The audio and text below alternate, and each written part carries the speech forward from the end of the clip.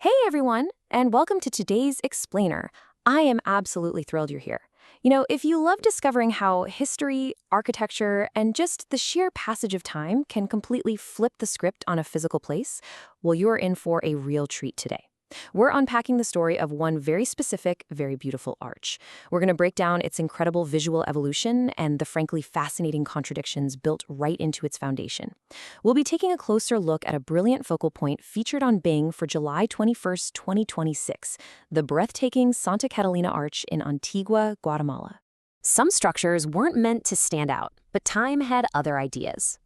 Take a second to let that sink in. We usually think of grand monuments being built specifically to demand our attention, right? To dominate a skyline or make this massive public statement. But what happens when a structure is built for the exact opposite reason?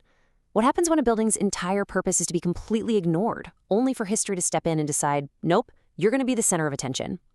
That is the quiet, beautiful irony we are exploring today. Okay, let's dive into this. Section 1, a picture-perfect sunrise, the modern view. Let's look at the elements making up this stunning modern reality. Imagine standing right there at the crack of dawn. First, you've got this glowing yellow facade catching the morning light just perfectly. It's this warm, super inviting color that instantly draws your eye. Then, right beneath it, you have these beautifully textured cobblestone streets, stretching out ahead, pulling your gaze straight through the passageway. And finally, the ultimate dramatic backdrop. The Agua Volcano rising steadily and majestically way off in the distance. When you combine those three things, the glowing yellow, the historic cobblestones, and a towering volcano, you literally get a masterclass in visual composition. It is absolutely picture perfect. All right, moving on to section 2, built for absolute privacy. The arch's hidden origins. We're going to completely pivot our mindset now. Let's strip away the modern romance, the gorgeous morning light, the tourists with their cameras. We're going way back to the 17th century, where extreme secrecy and pure practicality were really the only things that mattered. Now, what's fascinating here is the stark contrast. Back then, this arch wasn't designed as some grand, welcoming gateway. Not at all. It was built to solve a highly specific, strict logistical problem. Cloistered nuns of the Santa Catalina convent needed to cross back and forth between different buildings. But because of their strict vows, they had to remain completely unseen from the public street below. So the arch was essentially a hidden, elevated tunnel to keep their private lives entirely cut off from the outside world. Now, compare that to our modern reality.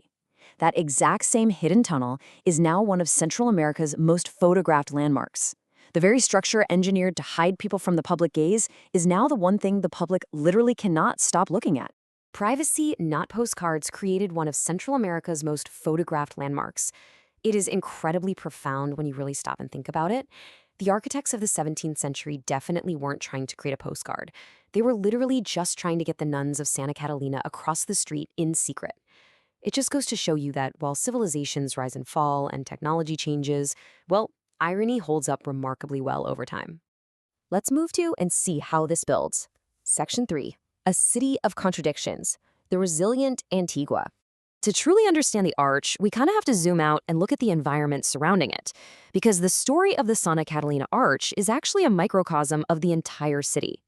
Antigua leans heavily into contradiction. On one hand, you have the preservation of a strict, rigid colonial grid, which is a massive echo of extreme human order and planning. But on the other hand, the city bears the undeniable chaotic marks of intense earthquakes that have violently and repeatedly reshaped the landscape over the centuries. It's this continuous tension between strict architectural preservation and the sheer chaotic destruction of nature that makes Antigua so incredibly resilient and honestly so fascinating. The city, much like our arch, survives by perfectly balancing these completely opposing forces.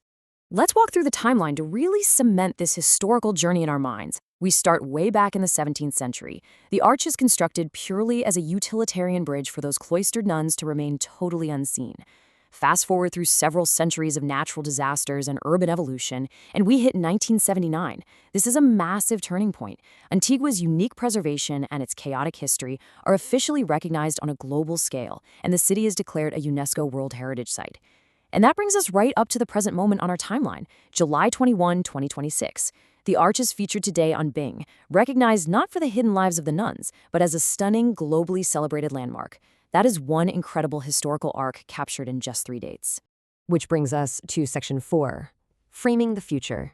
Connecting things quietly.